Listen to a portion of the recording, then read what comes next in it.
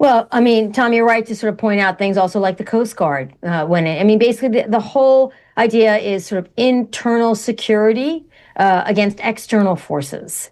That's really what ICE was, not ICE, sorry, see, even I'm doing it, what Homeland Security was supposed to do. And the justification for Homeland Security was communication, that there were people who thought that the 2001 tragedy was a failure of communication across independent agencies that didn't talk to each other. And so if you are in the same cabinet department led by a single secretary, you're going to talk to each other and you're going to be better coordinated, and that would make the country safer. That was the Right. rationale. And so this is what it was always supposed to be: internal security, but against external forces. So the question is, do you think people who've been Right. living here for 10 years or 15 years are the external enemy? And that's what the Yeah. Trump administration is arguing. My oldest cash flow. I'm in Shanghai having a beverage of my choice at the Peace Hotel with cash flow. And Wendy, he's explaining to me the police state of China, like the 3 or 4 levels of police officers on the streets of Shanghai or wherever. Have we become China with our domestic enforcement?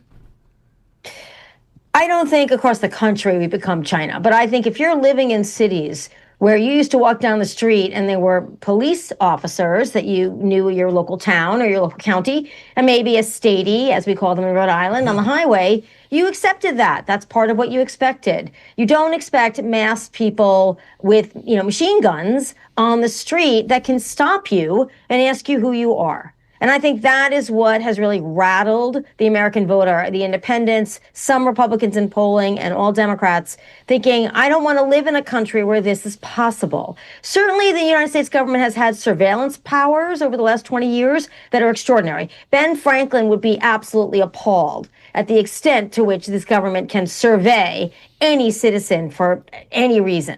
But to stop physically people, drag them out of cars, ask for identification, that is not the kind of country America wants to live in. 63% of America says we don't want this. And so this is an interesting thing going into the midterms, Tom. In 2018, it was about Trump the person. Trump, we don't like Trump, we like Trump, but this is different. This election is about policy. This election about how the policy of the Trump administration are affecting your daily life and your sense of security. And I think that's really where the sort of presence of ICE and the way they look with the masks and sort of all the videos we've seen, this is scary. It's scary to people. But we're not yet China. Wendy, or Russia, for that matter. What is the political, pushback that the administration is getting now as it relates to Homeland Security? We've seen President Trump ordered a partial pullback in Minneapolis. How are they viewing it these days in D.C.? Well, I think you can see from some of the comments that the president's made, and we'll hear more from the president in that interview. It's already been leaked, but before the Super Bowl, a traditional presidential interview. But what we're seeing is, I think, a difficulty in the White House, right? Are you going to be Stephen Miller and Steve Bannon, or are you going to be Tom Homan? Like, who are you going to be, and what are your policies now, Mr. President? And he has really, sort of swung to the right. And I think now he recognizes that this policy could cost him not just the House, but the Senate as well. And he doesn't want to be president with a completely Democratic Congress. And that's the argument, I think, the more Right. moderate voices in the White House are saying to him, we can do this. We don't have to do it this way. Okay, so Wendy Schiller, political advisor, inside baseball. Wendy Schiller, you're on the team trying to get Susan Collins reelected in Maine. What is your advice to Senator Collins? Well, Senator Collins has made an argument, I think, to the president. I wasn't on the phone call, but I think this is the argument. I'm the chair of the Appropriations Committee. I can help you hold the Republican Senate. And if you don't get your ICE folks out of Maine, I'm going to lose this election. And if I lose this election, you can lose Ohio. You can lose North Carolina. I don't know. Texas is always a pipe dream for the Democrats as far as I'm concerned, but now they're making noises. So she's basically saying, Mr. President, I'm not just another senator running in Maine. I'm the linchpin to your keeping the Republican Senate. And I think that's what she has been saying to the White House. And she probably has to come out stronger against ICE, but getting them out of Maine is a pretty strong first step for her. In reopening the government, the mini shutdown, did the Democrats get what they wanted as it relates to Homeland Security and ICE agents?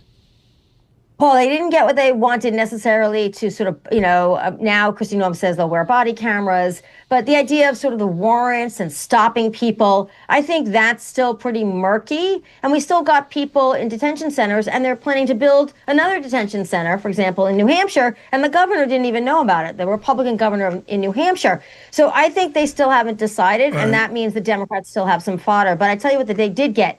They got all the funding for research, for science and health restored and increased. And they took away some of, the ability of the Trump administration to cut that funding. That's a very big win for a lot of Democrats running in the House who want to say that they've helped their local communities. Wendy, just one final thing here. You mentioned 63% are against ICE or whatever the coloring is.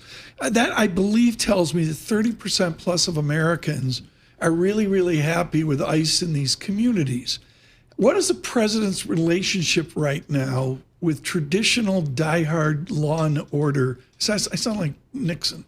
What is the relationship now of the president to law and order America? Tom, I think the president has 34% of this country. Period. They have been loyal since he first ran in 2016. They stayed loyal in 2020, and they came back and stayed loyal in 2024. He's got 34%. It's not enough to win. Obviously, he can't run for president, but it's not enough for the Republicans to keep the House and the Senate. 34% is just not going to win you the day. So, he may have these folks, but you can't win the elections with them. So that's the problem. He expanded his coalition, and now that coalition has contracted significantly. And that is really a challenge for the GOP heading into the midterm. So this is where he is. And I would also say law and order in your community, no robberies, assaults, murders, rapes, all the horrible things we think about, is different, I think, for Americans than grabbing people off the street and deporting them. I think there are different kinds of law and order, and I think that's where you're getting some of the differentiation within the Republican Party.